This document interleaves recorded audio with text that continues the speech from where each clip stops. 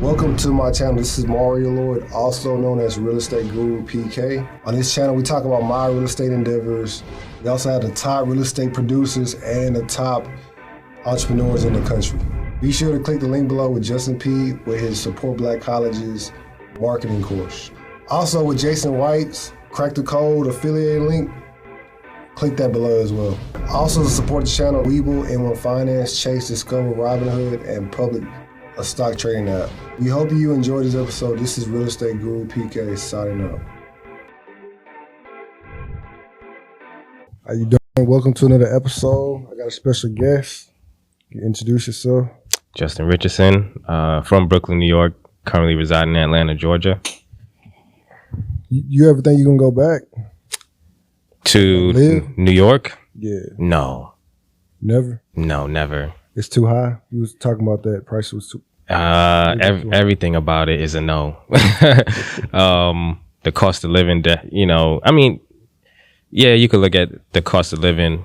Some people say, you just need to make more money. But I mean, if you could stretch your money, somewhere else, and then the opportunities in Atlanta, we're not strangers to Atlanta. I did go to high school out there for a little bit. My wife's from Southside, Clayton County. So, we kind of was familiar with, Atlanta, but obviously it's grew since 2008, 2007 when we was in high school. But the opportunity is there. We love it. We love it. Our kids love it. Great place to raise them. So you Trinidadian, right? Yeah, Trinidadian. Yeah, my mother is from Trinidad, and came to this country with my sister, and that's how I got the hair texture. So girl, how was growing? You was like hustling candy and. Oh wow, you really did research. Dang, wow. I was selling candy in high school, but then candies, because my mom. So like when my parents split up, that's how I ended up going to Atlanta. My mom had to figure out her life, no longer being with my dad. So I went to Atlanta with my sister and her, my brother-in-law, my nieces and nephews, and stayed with them in Stockbridge, Georgia. And so I guess you could say I had a sort of a long distance relationship with my mom. Because from high school, so that was like since I was 11, 12, all the way up until we end up moving back to New York in 2009, I believe. That's when we ended up, living together again, I guess you could say. But yeah, in high school, I wanted to have, the jerseys, the shoes, what I'm saying, and had to figure it out. So my sister would take me to Walmart and Costco's, and I'll just, spend my allowance just buying little quarter juices and chips and candy. And then nobody was no longer buying from the vending machines anymore. So that's why they had made me stop. But that's how I started out. My first little taste of entrepreneurship, selling candy in high school. Yep. So from there on, like, did you went to college? Is that like an option or you wanted to? I mean, for me, I college in New York at the time, like in Brooklyn, nobody was really talking about college or, it was, you just go to school and you see how you might go to a city college, might go to a trade school, might get a license somewhere or whatever to do construction or whatever. But it was not really like going to college how they really talk about it in the South, especially the emphasis on athletics and sports. It wasn't really a big, that wasn't the culture at the time. So, coming down to Atlanta, it was different. People was getting prepared for college in middle school, junior high school, as they would say in the East Coast. And I ended up, just in Atlanta, when I was going to high school, the cool kids were the kids that were in sports, getting the recognition, the shout outs and the scholarships. And of course, you want to be cool too, So I ended up running track and got a partial scholarship. And, I went for 2 semesters and got kicked out of school just being around the wrong people. Oh, for real? Yeah. So I was DJing, and I was DJing like every single party, from Wasted Wednesdays, Thirsty Thursdays, Frequency Fridays. What else we had? We had Figure Eight Fridays, all of it. Eye Candy Sundays. That was my thing, and I put more focus on that than I did actually athletics in school, and just being around the wrong people. They told me I got to go. So I mean, I don't have any student loan debt, so kind of worked out. So you got kicked out of school, like you couldn't go back. Like yeah. My wife's right there, right? We both. She'll tell you the story, you know. But I got kicked out of school. Got into it with some folks, and my wife and I, we went back to Brooklyn. We had nowhere else to go. So yeah. What was your mom saying through that process? Well, she said, I sent you off to school to get a degree. You came back with a girl, because my wife ended up coming back. That's literally what she said. And so, but no regrets at all. You know, it worked out. I had to figure it out. I didn't have any real accreditation, no strong resume, no strong references, you know, because folks, like I said, start building that up through like high school and college. I had none of that. So I got back to Brooklyn and couldn't really find a job, you know. So I ended up getting into barbering. So I started cutting hair in the barbershop, and the barbershops in the hood, you don't need no license. So I was cutting at 2 barbershops in Brooklyn at the same time, just winging it. And that's what was putting money in my pocket and doing some other things I wasn't supposed to be doing. But, you know, once we found out when I was 20 that we was having our first child, Chase, that's when it really clicked for me that I really need to, you know, get my life together, because I know how it feels not growing up with a father present in your life. You know, some people use that as an excuse of why they're not a good or decent father. I mean, that's my motivation, my excuse to be a good and present father in my child's life. So that's when I'm, you know, getting a real job, doing security for a little bit, then ended up working at Delta Airlines, got into network marketing. That's when I discovered personal development, working on your mindset.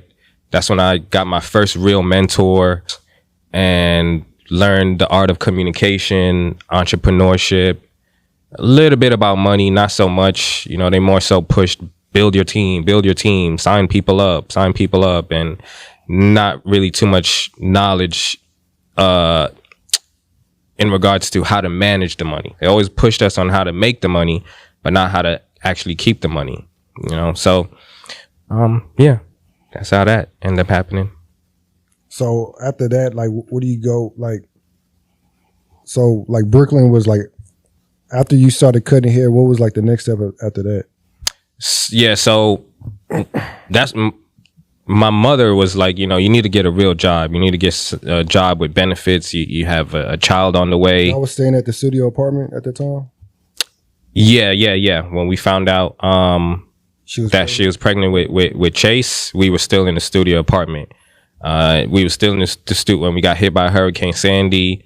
All of that up until I believe 3 or 4. When he was 3 or 4, that's when we ended up, you know, making the decision and moving to Atlanta. That was like the bottom for you? Yeah. I mean, the bottom was the fact that I was doing pretty decent in that direct sales company. Ended up qualifying for their BMW bonus, but my families were sleeping on couches. You know what I'm saying? So I got a 3 Series BMW that I got through this network marketing direct sales company, you know, through performing. You know how they, you know, give you, like Mary Kay, they give you a pink Cadillac and stuff. What was the name of the company? Can I say? Oh, I can say. I mean, it was. If you want to, yeah. Well Ventures was the name of the company. Oh, well, I thought. Yeah. So you should be here. Yeah. So. Yeah. So I did fairly well. You know, built up a team and got the BMW and all that, but my life was not. It didn't add up. You know, I still was living with my mom. Got a girlfriend at the time, and son, but I have a BMW. I'm like, bro, you're not living right. You know, and my wife, you know, made it plain as well. Like we can't keep doing this. And as a man, I gotta honor my wife. I gotta, you know, make sure I set an example for my children. That makes sense, you know. So that's really what it was. When you leave that company, did you have to get a BMW back, or you keep the BMW? Oh nah, so I ended up. We didn't have to give the BMW back, since you know they no longer. Well, the company ended up going out of business, which is why I ended up getting into property management. Had to go get a job, you know. So I'm no longer living off of this income. They're not paying anybody anymore, so I got to go get a job. So I ended up that's how I ended up getting into property management in the multifamily industry. So I ended up paying for it monthly, you know, with my check and all that. Then I had, you know, we had another financial, just bad situation, and could no longer afford the vehicle. So it ended up going into charge off. But thankfully I know people, so I got that charge off taken off. So they put it on your credit? Yeah. But I got it taken off though. Yeah, so it's no longer there. Okay, cool. Yeah, credit is elite right now. So then you go to Atlanta? Yeah, so do you have any mentors at this time? Yeah, so the BMW, you know, we had all that stuff when we came to Atlanta. So we ended up moving to Atlanta. I was making full-time income off of that network marketing company, but when we got to Atlanta is when it went out of business. So all of this, we moved out of my mother's place, moved to Atlanta with my son Chase, you know, me and my wife. And when we got here, that's when the company went out of business. Sorry, what was your question? Did you have any mentors at this time? Yeah, as far as mentorship, I still had mentors from the company, but like I said, when it went out of business, kind of lost connection. But I was always, at the time, also, while the company was going out of business and folks are really trying to figure things out, I started looking into real estate, you know, investing into real estate, other ways that I could make money off of real estate. And I ended up coming across a Breakfast Club interview with this guy, Mark Whitten, out of Baltimore, who was talking about wholesaling. So I was like, wait, you can make money in real estate without a real estate license, with no cash, no credit. I was intrigued. So I started to learn and really, you know, started going to conferences and meetups. And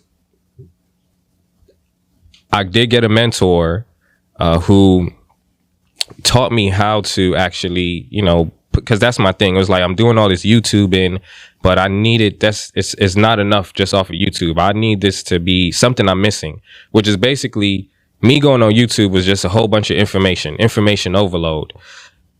But I needed something that's going to put this in order and perspective. And I ended up getting a good book that put everything in order, but I also ended up getting a mentor like Mark Whitten. His information was great, but I wanted somebody in Atlanta that I can, you know, sit down with, that I can shadow, you know, and be in the field with and really learn from. And I was willing to pay for that. So I ended up finding a mentor, taught me how to do it, and I closed my first deal was 10 grand, and then second deal was about 20 grand and some change.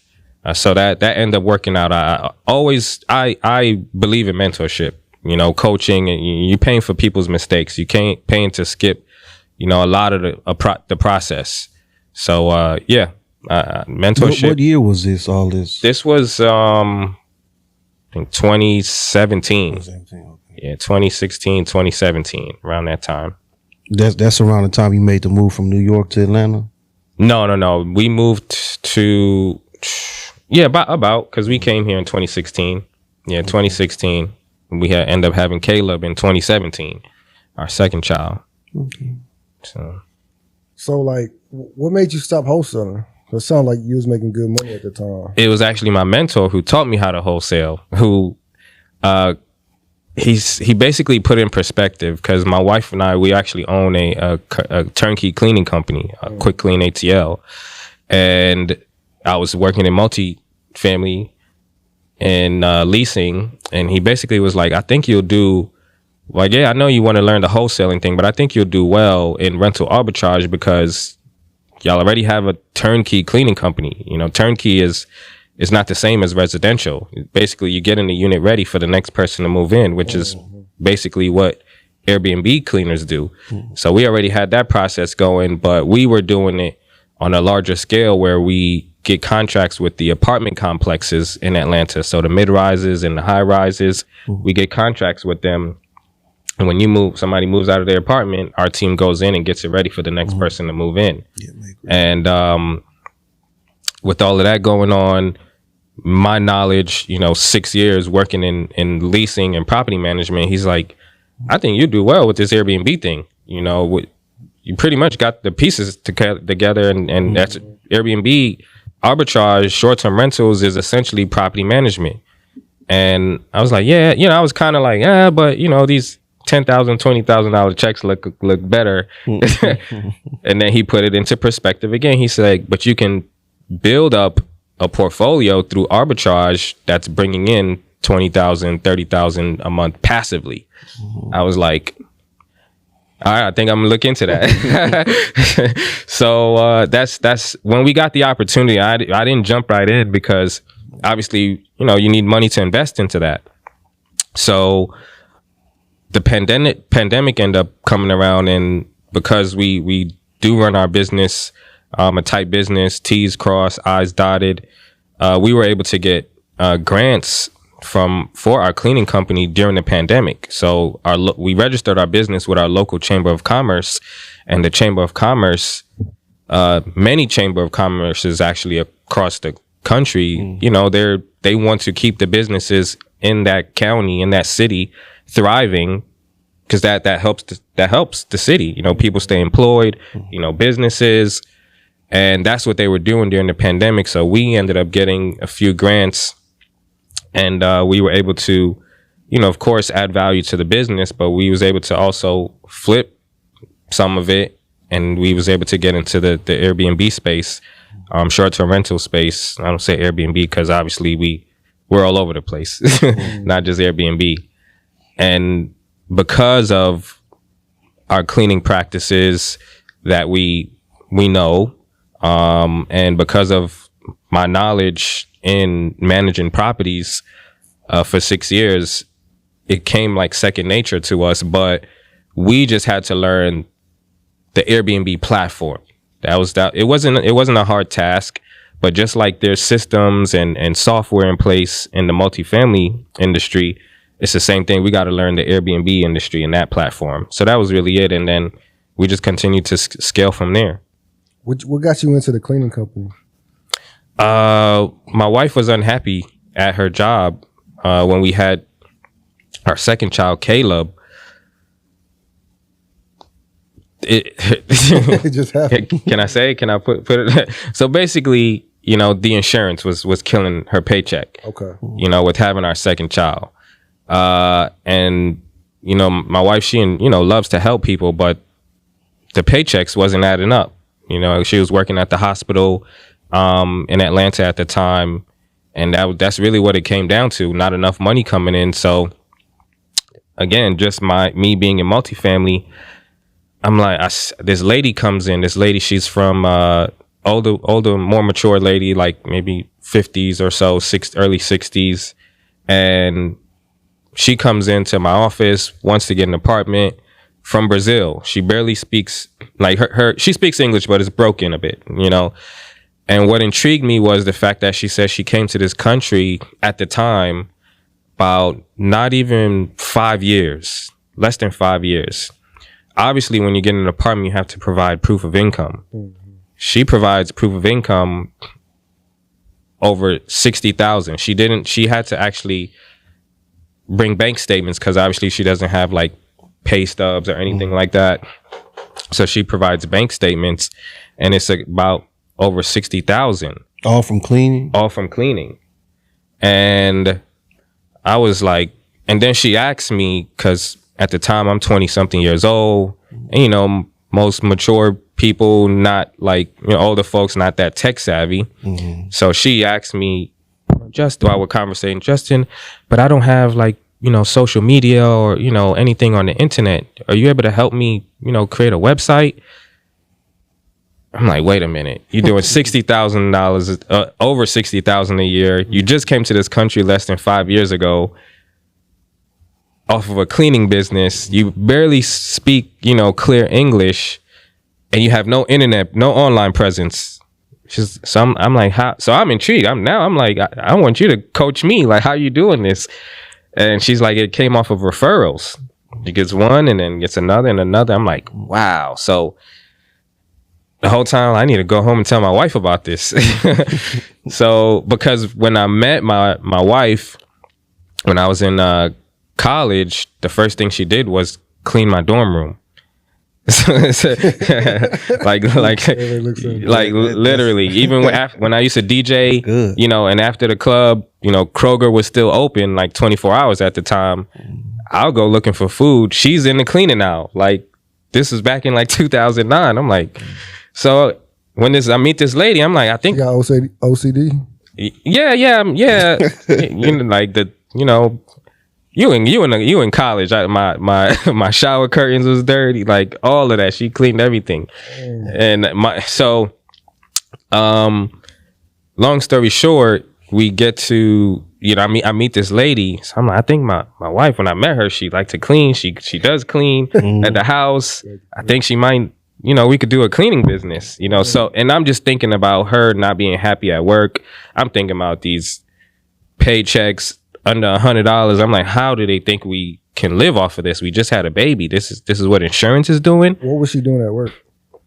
She was managing the gift shop at the hospital. So she was a manager and she still wasn't making like enough? The insurance was killing her paychecks. I mean, before the baby, we was okay. Yeah. Now you having the baby, the insurance is killing her paycheck. So I'm just like, yeah, let's see if we could do this cleaning thing and see if it's something she'll like. And that's really how it started. We started taking gigs off of Handy and Thumbtack, you know, TaskRabbit, and their commissions they were taking out wasn't making any sense at the time. So basically I had a bad moving experience at the job, and the lady comes to get keys and someone else was in charge of her moving. The lady gets to the apartment and it's dirty. So she's like, she comes back to the office now and she's like, Justin, apartment wasn't cleaned. You know, I have nowhere to go. I need it done today. Is it possible I could get my cleaner to come and do it? Or she asked, do I know anybody? Yeah, she asked, do I know anybody? So I'm like, yeah. But I don't tell the lady it's my wife. Yeah. I was like, yeah, I know this lady named Keisha. So I'm texting my phone now. I'm texting her now from my phone while I'm talking to her. I'm like, this lady's about to call you. Make sure you answer your phone. So I slide the lady my wife's number.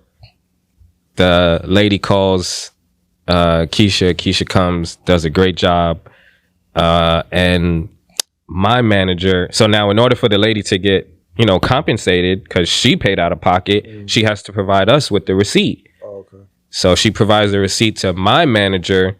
My manager goes to look, make sure it was done, that, you know, this ain't no fake receipt. And my manager comes back to the office and is like, Justin, was that your wife that did that? Because we're looking for cleaners. And which you think you all will be open to becoming vendors? So now you become vendors for a property. She basically gave us, you know, all the information, what we need to do to become a vendor for the company. And it's a big company. You know, once you become a vendor, this company has over 50 something properties just in Atlanta alone. They're actually all over the country, UK, you know, Asia. But once you become a vendor, any property that needs a cleaner, you have access to. So they now became recession. So you're like in a system? Yes, we're in a system. Yeah. So it now became like recession proof. Like, no, we didn't need to no ad spend, no marketing budget. It was all automated because every day somebody's moving out. Somebody's moving in, somebody's moving out. And then you have 500, almost 600 and something, 700. Some properties have over 1,000 units on in the apartment complex. You can imagine 15, 20, 25 people a week, you know, are moving in and out.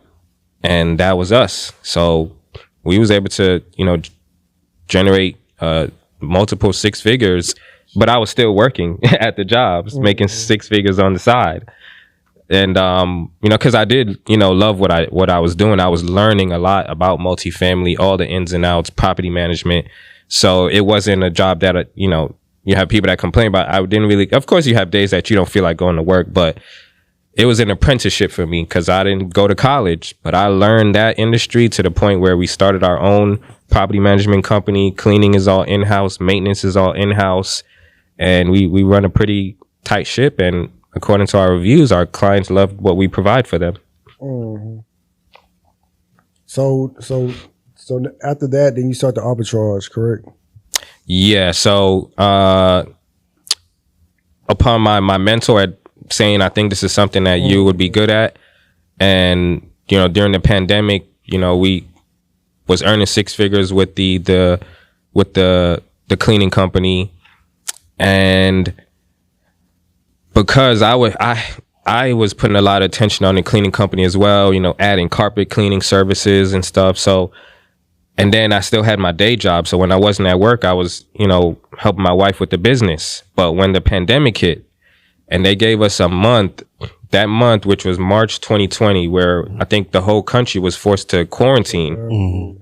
All of us, I think the world actually was forced to quarantine for 2 weeks. For about 2 weeks. In that 2 weeks, I did work. They made us work from home, and I did. But I worked more on myself and what I wanted to do. I made sure, like, everything, taxes, everything. And I did a lot of courses.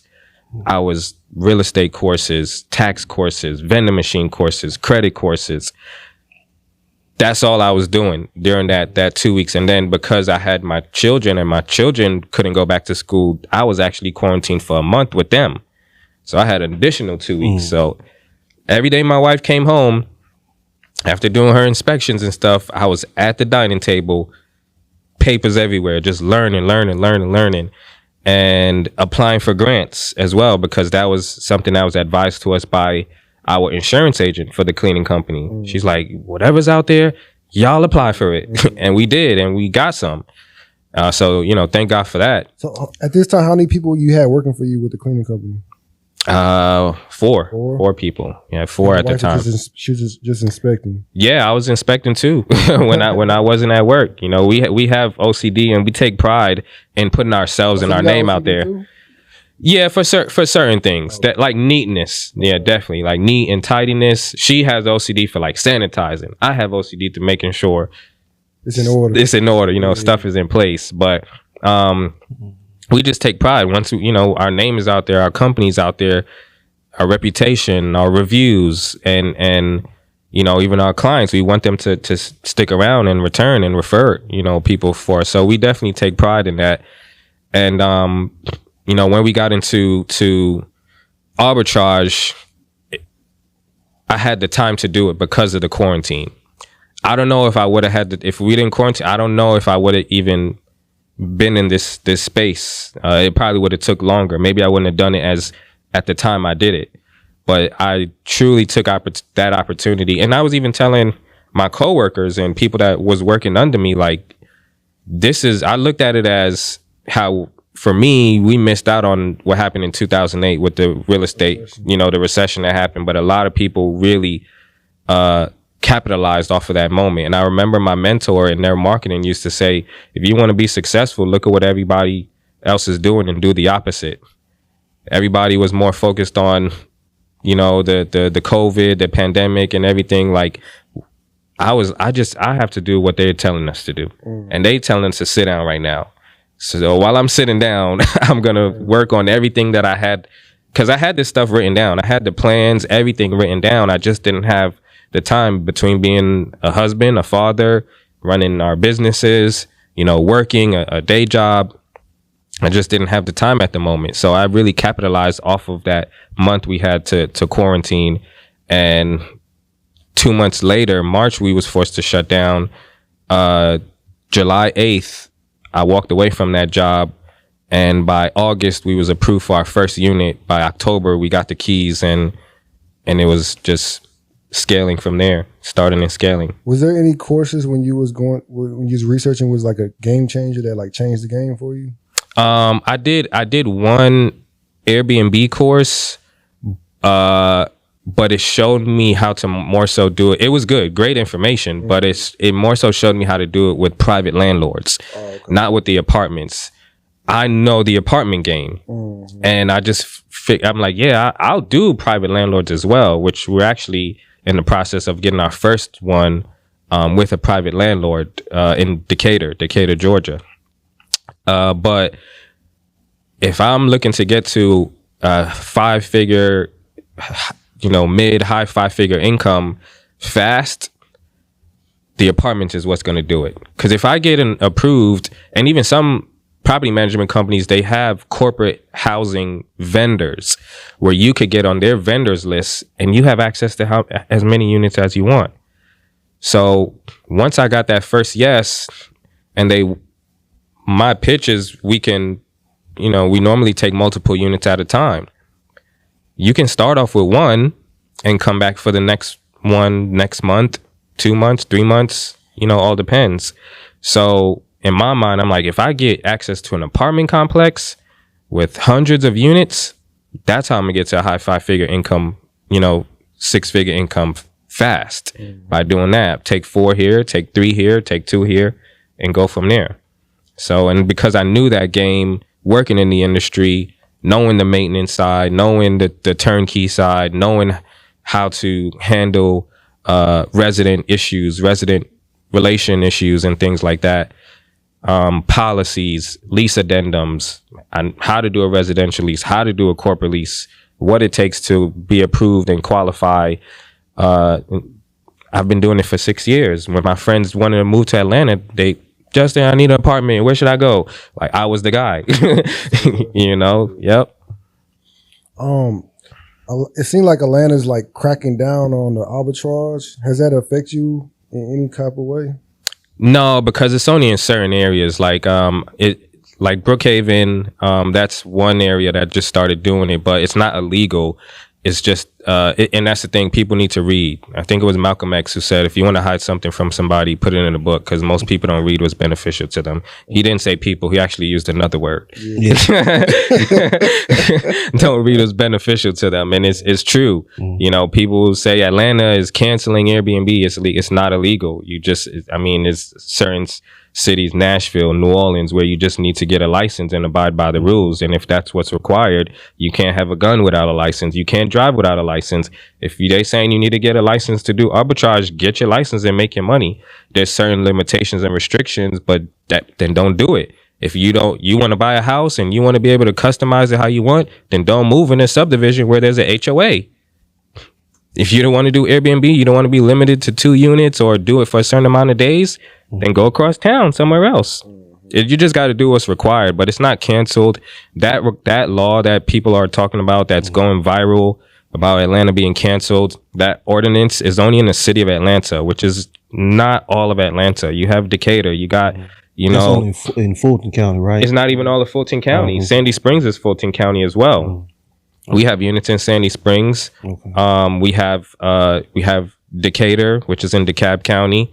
You have Henry County, Stockbridge. You have Clayton, Jonesboro, Ellenwood, East Point, which is near the Tyler Perry Studios, and is also near the airport.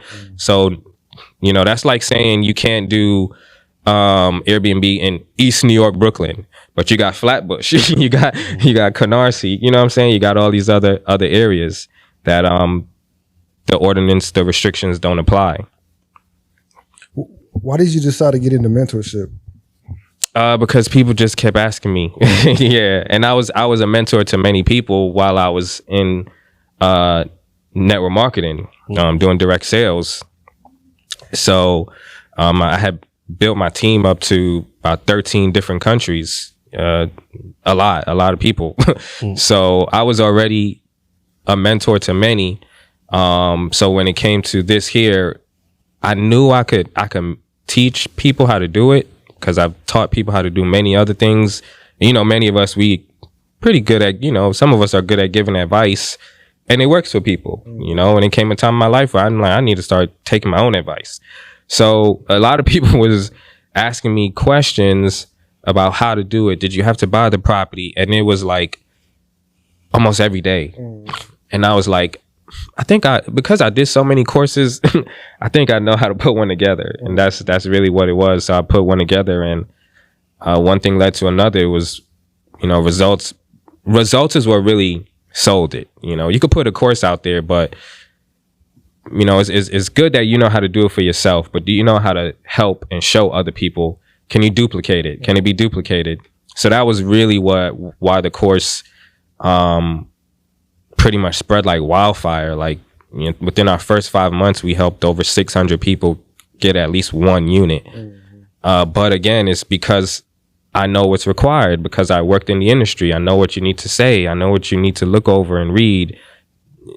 That's what it came down to. But the results is what made it go, because word of mouth and referrals is the best form of advertisement. And it also spread like wildfire because of the affiliate program that I have with it as well. The course is $997. You're an affiliate. Your friend wants to get the course. Your family member wants to get it. They purchase it with your affiliate link. You make $500. So I think actually when we came up here, I just got a thing. Somebody made an affiliate sale. So it's like, rather than me trying to pay celebrities and at certain pages to promote the course, people who are actually getting results are selling it organically because they got results. It's like, I got my Airbnb. You want to learn? Here's the link. And you got students making 4 or 5 figures a month off of being an affiliate. So that's what helped it, take off as well. So are you into vending machines as well? No. We talked about that earlier. No, I actually just was taking courses, trying to figure things out to help expand our financial portfolio, and that would be more something we're gonna do for the kids, for the kids, candy and snacks, you know what I'm saying? So they eat it, they might as well sell it, Stop them from asking you for money. Oh man, what? Yeah, they bougie, especially the younger one. He don't know what struggle looks like. The older one, he been in the trenches. Okay. Can you explain the difference between Airbnb and Vrbo? There's really two different platforms, obviously, but what I would say is this: Airbnb is great. Of course, you have a lot of people that'll advocate for it. It's changed their life. It's changed ours. It's changed mine. So I know I have ads out there that say, "Oh, reason why I don't like Airbnb." It's not that I don't like Airbnb. However, I'm not faithful to just that platform, knowing that I can make money on other platforms as well. Just like when in multifamily and these apartments, they're not just on their website, abcluxuryapartments.com. They're marketed on rent.com, apartments.com, Zillow, Trulia. So when we got in the game, we're like, we want to do the same exact thing. We want to be on Airbnb, Vrbo, Furnish Finder, Peerspace, Booking.com. So it's just another platform where you can actually market your property so that you can get more eyes on it, more exposure to it. For one, it does help having more exposure so that you can keep your occupancy high. Keep your occupancy high, you're making money, especially if you know how to price properly.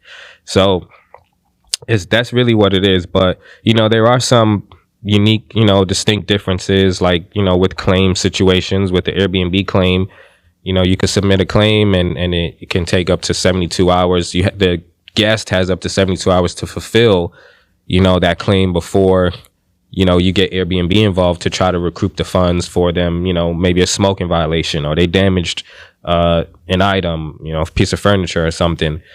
What I like about Vrbo is they have a damage protection program where once you list on Vrbo and you go to your settings and you opt into the damage protection, when a guest books through Vrbo, they're going to book for whatever your nightly rate, whatever the cost is, plus the insurance, the occupancy tax, and all that. But then they pay an additional fee, which could be $49, $59, $69, which are 3 different tiers for coverage. So like the $49 that they would pay covers up to $1,500 in damages, and then so on and so forth. What I like about that is the fact that I had a guest that damaged my shower knob. I have up to 14 days to submit that claim. All I got to do is go into that damage protection, provide the invoice, the receipt for that damage being done, fixed, and I claim whatever that cost was, and it's in my account within 24 hours. Mm-hmm. That's what I like about, the difference between Airbnb and Vrbo. The when it comes to hosts, they're very guest friendly. Even more recently, they put out this new cancellation policy. This where the host will be penalized for canceling in a certain amount of time, which can be a penalty anywhere from, I believe they said $100. It says $100 up to $1,000. So they are very like guest friendly, which is why I'm not faithful to Airbnb. I'm all over wherever the money's at, where my property can be occupied. Money's green, whether it's Airbnb, whether it's Vrbo, just occupy my space and pay. You don't pay, you can't stay. That's really it. But it's definitely been easier with claim situations because I get both. I got paid out this morning for a smoking violation from Airbnb, but that violation happened in April. I just got it this morning, and I had to call back. So that's the thing with Vrbo. I don't got to do all that. It's simple. It's easy. Next day. Yeah. Yep. Has like a guest like really messed up any of your properties where you was like, damn. What? And I didn't even have to get nobody involved. The way we submitted the claim and so detailed, she paid it. As soon as I hit submit, within like 10 minutes, she paid it. Like she threw a party? It looked like it. We on the camera, we hear her saying, "Y'all keep it down before I get kicked out of here." Like you hear her on the camera. You see somebody jumping over some young lady jumped over into the balcony, not outside, from the inside. Like she came around, jumped inside. For what? She was trying to chase her girlfriend. It was 2 girls, like there was a couple. And then you had another group that was in front of the door. So we just like some. Of course you notify them. Yeah, you notify them, letting them know of the violation. And she did respond, apologize, but you have some people that don't know how to control their guests. Yeah. And it looked like from the camera, she was trying to control them, but she wasn't the leader. Yeah. She did not have that authority over them. She had mind control over them? Yeah. I don't know what she had going on, but she couldn't control her people. She was booked. You know how you invite some people over, they don't care about your space? Yeah. It's not mine. Yeah, like just put their foot up, but she was the one that booked, and it's like, her friends were not her real friends. Yeah. Put it that way. And they did the damage, and you could tell by certain things you heard her saying on the camera, like she's trying to keep them down. She's trying to, keep the place at peace.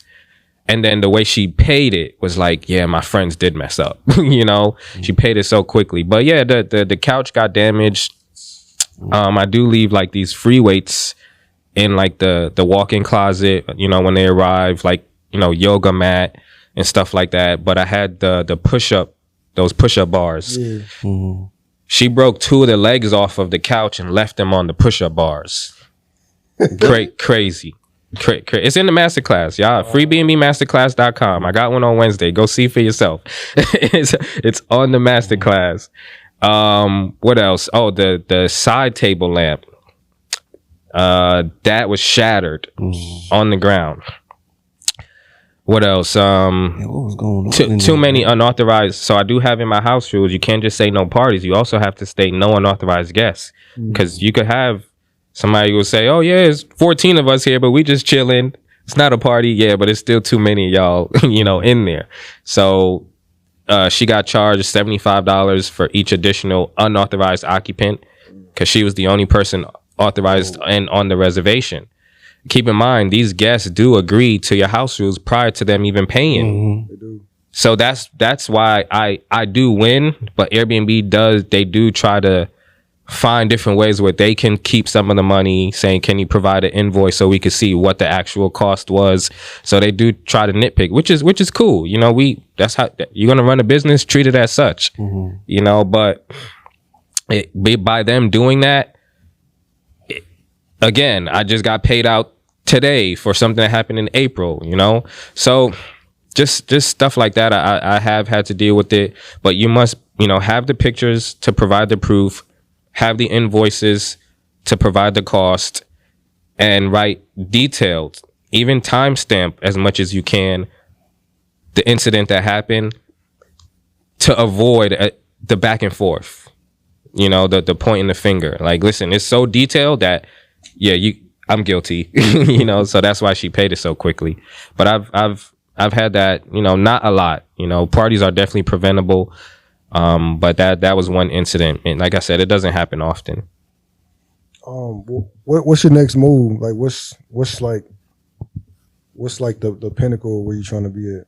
Well, right now we're looking into, investing in properties. We were looking at, Belize. Looks like we're going to be taking a trip out to Belize, working with a real estate agent out there. And what we said, November. I think I said for November. Yeah, November. Well, for one, just doing research. It's a beautiful place. We haven't been yet, so we'll do that as a trip for November. So enjoy my birthday and look at some real estate and build some relationships out there at the same time. But we want to take it international. It's also a country that is thriving, growing. And we've been getting emails from some real estate agents out there, and like, why not? Why not? Swing the bat. See what happens. See what comes out of it. Okay. So yeah, that's really it, right? Investing in owning. Because it's a good rental arbitrage is also a good strategy, just like wholesaling, to raise capital so you could eventually buy. So that's what we're looking to do. Do you plan on buying and holding? Oh, for sure. Absolutely. What cities or states you plan on thinking about? Well, I am looking at Philly, Detroit, Chicago, where we can get multifamily. Because it's really not that much. Like duplexes or? Yeah. Or if I have to go to the outskirts, Savannah, Macon. Because you don't really find too much quads and 6 units in Atlanta. You do find them, but it's minimal. It's minimal. So we want to go to those more. I don't want to say bigger cities. Atlanta's a bigger city, but more like just Chicago. Detroit. Those areas where we can get the 4 units, 6 units, 8 units, and. Yeah, arbitrage. Well, not arbitrage them, but B&B them. So one last question. So if somebody's starting off, what do you recommend? The first thing they start doing, arbitraging. Besides buying your course. Well, definitely. I mean, if it's not my course, definitely, do your research and get a mentor, get a coach. I did. Like I said, I did take a B&B course. It just showed me a different strategy on how to do it. It was great value, but just a different strategy on how we do it. But I would say that's one thing right there. Really do your due diligence with who you want to choose as your mentor, as your coach, to help you avoid just a lot of the tedious mistakes. You could skip through that process, get where you need to go faster. But also, make sure it's something that you really want to do. If you get a chance, try to stay in the Airbnb. We stayed in a few. We stayed in some in Phoenix, Arizona. I believe we did stay in a a condo in Louisville, Kentucky. So we stayed in Airbnbs before as well. But, you know, just make sure it's something that you really want to do. And all I could really say is just do your due diligence, do your research. It's not saturated. You know, at the end of the day, if there's hotels still being built in your city, your state, they got way more rooms to fill than we do. You know? So people ask me, oh, is it saturated? No, is there a hotel being built in your city? All right, then. You know? So you should get you a unit. Get at least one. Try it out and see. Yeah, tell us about your merch, the windows only. That's your merch? Yeah, so we that's actually something that you know, my son, my boys, is that the year he was born, 2014? No. That's the year that I had actually got into the network marketing company. So the name of my team in the network market, when I was in that network marketing company, was Team Winners Only.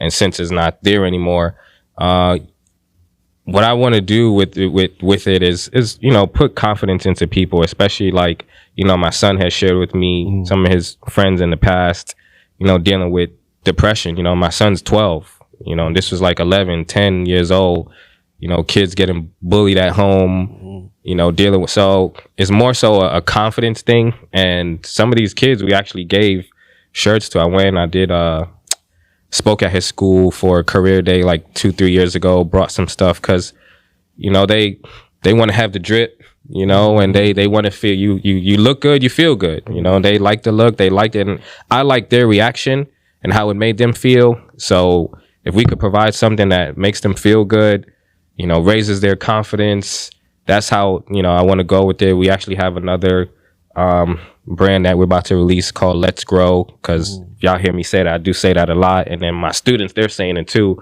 So it just makes sense. It's something that makes people, actually puts them in a state of mind of taking action, gives them confidence, and it looks nice. So You got any more questions? No, man.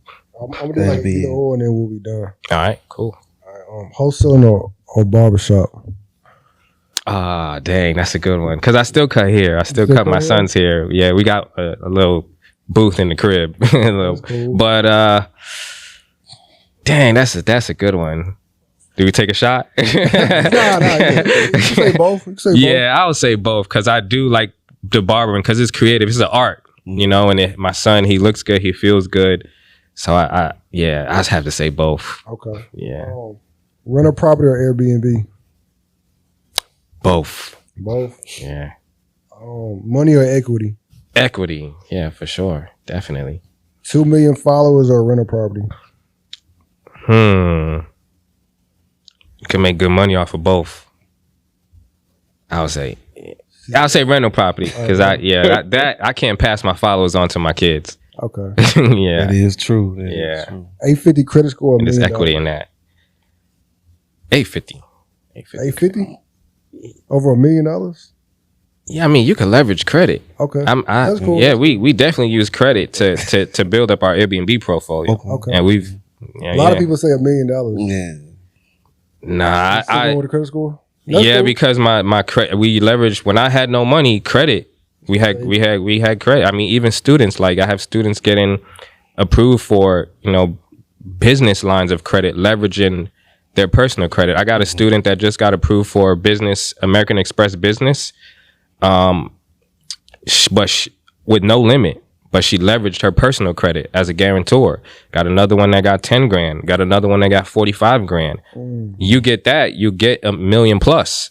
So I would say credit, because I'm just living. You know, I don't teach theory. I teach experience. And because we worked on our credit and got lines of credit, is how we was able to furnish our units and get more units and to continue to scale to get to the $1 million. Okay.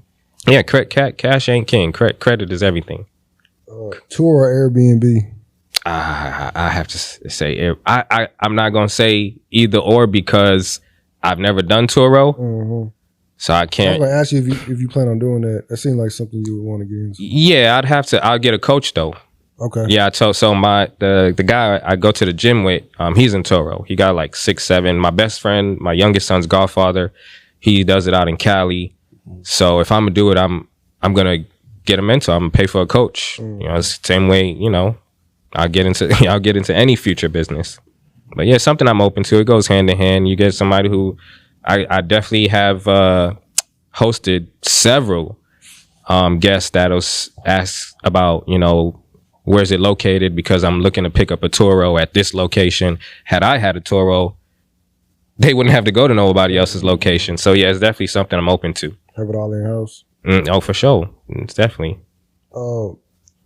Business credit card or a regular credit card? A business credit card. Business? I was almost said, you yeah. for business? Yeah, definitely. Business credit. Okay. Atlanta and New York. Oh, man, then you trying to get me tied up. Can we take a shot? You can say both. I'll say both. Gotta say both. I'm gonna say both for sure. Do you think, one more question, do you think you could have did what you did in New York? Nah, because my friends that's in New York that's doing it are not doing it in New York. Oh. My mother has a unit in Atlanta, and she still lives in Brooklyn. Okay. One of my partners, shout out to Reem, he's also in Brooklyn, and he started it's a lot of them, because that's my home. That's where I'm from. So I have a lot of friends and family up there that support the course, got in the course, done the master classes, and some started in Alana's another one. Alana got like 11 units, half in Dallas, I believe. She got some in Austin and here in Houston as well. And she's actually a New York City school teacher in Brooklyn. Okay. Mm-hmm. I'm gonna put the affiliate link in the description below. I'll make y'all an affiliate. Okay. So if you guys have a Gumroad account, send me your email for your Gumroad account, and I'll add you an affiliate. I don't know what that is. Y'all figure out how y'all want to do the percentage. Yeah, for sure. No, thank you all. Thank you for having me. Really appreciate it.